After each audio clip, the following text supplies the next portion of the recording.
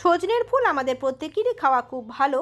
আজকে আমি শেয়ার করব সজনের ফুলের একটি নতুনত্ব রেসিপি, সজনের ফুলের বড়া। এখানে আমি নিয়েছি 200 গ্রাম মতন সজনের ফুল, ভালো করে ধুয়ে পরিষ্কার করে নিয়েছি। এর মধ্যে দিয়ে দেব এবার পেঁয়াজ কুচোনো, দিয়ে দেব ফ্রেশ কুচোনো ধনেপাতা, সামান্য পরিমাণে হলুদ গুঁড়ো, 2 টেবিল স্পুন দেব চালের গুঁড়ো, দিয়েছি 1.5 tablespoon cornflour, 2 tablespoon বেসন, সমস্তটাই 200 গ্রাম ফুলের মাপ অনুসারে আমি দেখিয়েছি।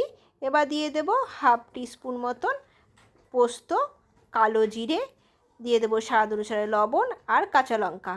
সমস্ত উপকরণের সাথে ফুলটা খুব ভালো করে প্রথমে মিশিয়ে নিতে হবে, ভালো করে চটকে মাখিয়ে নিতে হবে।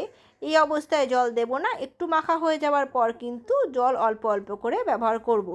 একবারে পুরো জল দেব না, অল্প অল্প করে মাখিয়ে নিয়ে দেখতে হবে জলের পরিমাণটা কতটা লাগবে।